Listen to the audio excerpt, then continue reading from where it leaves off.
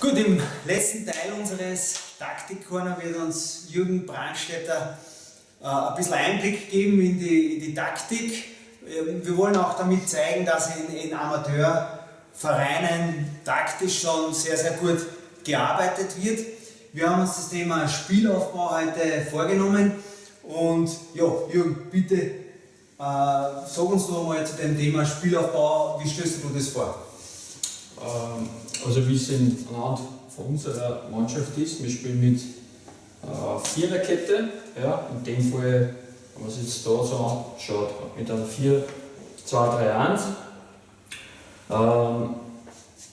Tormann und Ballen, ja, gehen wir jetzt einmal vor einem Abschluss zum Beispiel raus.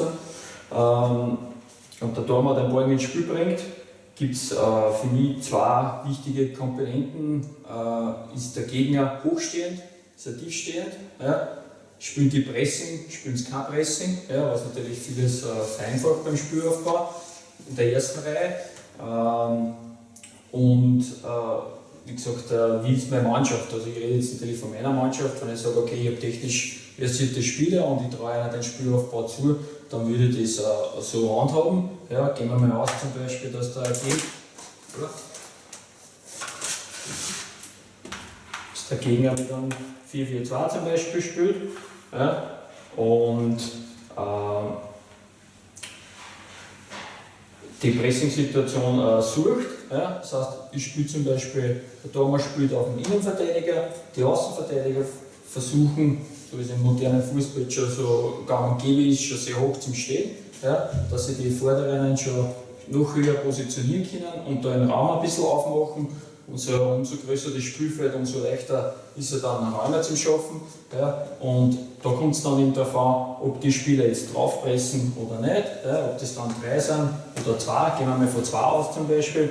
Und er schiebt da drauf, dann kann man sich überlegen mit einer Absicherung zum Spiel, dass er 6er zum Beispiel in die Mitten fallen lässt. Dann können nämlich die Innenverteidiger nur gerade stehen und dann ist es für die 2 eigentlich sehr, sehr schwierig, da an den Ball zu kommen. Ja, es gibt natürlich Mannschaften, die was auf Knopfdruck und auf gewisse Zeichen oder Abläufe da sofort dann draufschieben, ja, von hinten. Dann ist es natürlich für die Ketten auch schwieriger, aber in dem Fall sehen wir eigentlich schon fast eine Fünferketten, das heißt, wenn der Tormann jetzt drauf spielt zum Beispiel und der Spieler geht drauf und der zweite Stürmer ist eigentlich schlecht positioniert, kann ich einfach in die Mitten spielen, schiebt er gut drauf, ja, dann kann ich natürlich, dass er offen steht, den Ball relativ schnell nach vorne befördern. Ja. Wenn das gut gespielt wird, das Pressing, dann schaut das natürlich meistens anders aus, dass man da unter Druck zurückspielen muss, dass da meistens irgendwelche Probleme kommen und der Torwart dann einfach abschlägt. Mit einem Weitenbogen ist da eigentlich nichts verhakt und eine technisch versierte Mannschaft kann das in der Regel gut lösen. Ja? Wenn 3 zum Beispiel drauf schieben auf die Dreierketten bzw.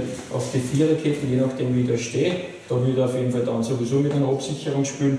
Sind die 3 verhalten, ja, dann ist das dasselbe Spiel für mich. Ja, wir spielen dann trotzdem außer, schieben die drauf, ist natürlich dann in der Mitte Platz. Ja, das heißt, da kann sich hier die 8, die 10, ja, die kommen da alle dann natürlich ins Spiel. Am einfachsten ist es oft über die Seiten zum Spielen, weil da natürlich auch noch mehrere Leute dann eingreifen können, mehrere Spieler eingreifen können, um den Fehler vom Spielaufbau zu verhindern. Geht der Ball durch die Mitten, ist es oft sehr brenzlig, weil wenn ich da im Ball abfange, ja, dann habe ich oft gleich Überzahl oder zumindest eine 2-gegen-2-Situation. Also da ist natürlich gegen gute Mannschaft, gegen gute Stürmer, gegen schnelle Spieler ist das sehr gefährlich. Ja, wir versuchen auf jeden Fall trotzdem halt ein Spiel also schon den Ball ins Spiel zu bringen von hinten außer und versuchen halt schnell irgendwie in die zweite Reihe zu kommen, zweite, dritte Reihe. Das heißt, egal ob du da der 10er fallen lässt, der 8er rüber schiebt oder die 9, ja, je nachdem wie man dann spielt. Und eventuell, wenn der Gegner gutes Pressing spielt, wird man in unsere Kreisen, ja, oder Kreisen in der Bundesliga in Deutschland, wenn jetzt Dortmund hernehmen, auch Dortmund schafft es, dass der Gegner eigentlich kaum ausspielen kann. Ja. Wenn er aggressives Pressing spielt, das was ich auch zum Beispiel in meiner Mannschaft auch gerne spiele, warum? Weil ich junge, schnelle Spieler habe, ja, und die das eigentlich sehr, sehr lange aushalten, dann ist es für den Gegner natürlich sehr, sehr schwierig, einen Spielaufbau zu machen.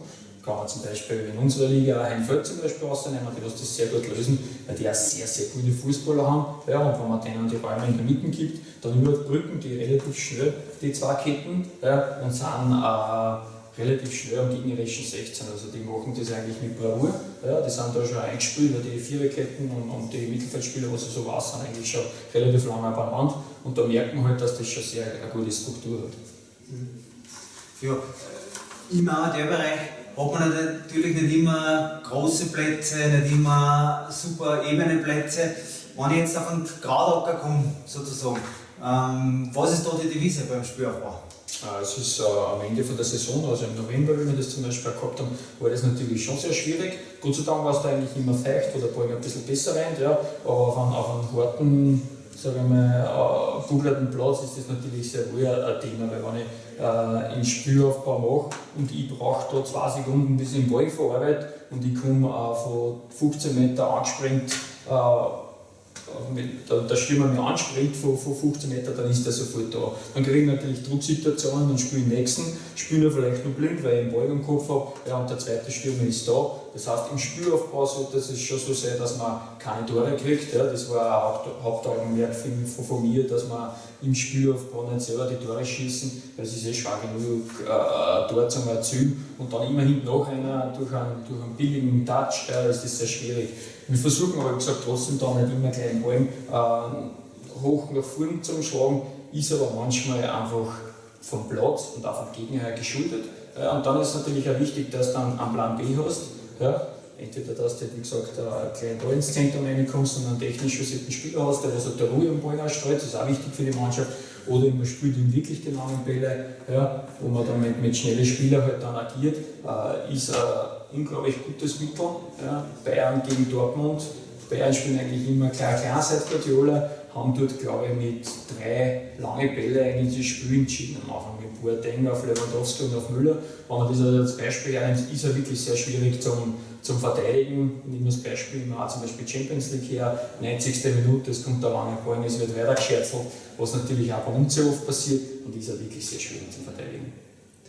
Okay, ein Stichwort noch, Dreiecksbildung. Beim Spielaufbau Dreiecksbildung, man hört das immer wieder, Trainer schreien eine Dreiecke bilden.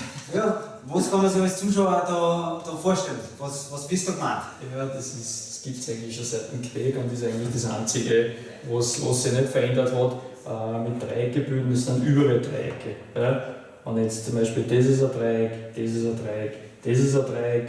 Das heißt, der Gegner sollte eigentlich da, nicht so geschwindelig, aber eben da durchgespielt werden. Das heißt, wichtig ist, dass man sich nicht hinter den Gegner versteckt, sondern dass man sich dementsprechend fallen lässt, dass man da einer spielt, dann kommt der nächste und kriegt dann wieder da. Natürlich, wenn ein 3 gegen 3 spielt, ist das nicht so wirkungsvoll, aber in der Regel hat man irgendeinen Überzahl auf einer Seite und da kann man das natürlich so spielen und das ist damit gemeint. Das ist in Pressing-Situationen wirksam, dass man auf Dreiecke spielt und das ist im Spielaufbau in dem Fall ganz, ganz wichtig, dass man sich vereint. Aber ich glaube, das Wichtige an das Dreieck ist einfach, dass du Spieler hast, die was im Ball haben wollen.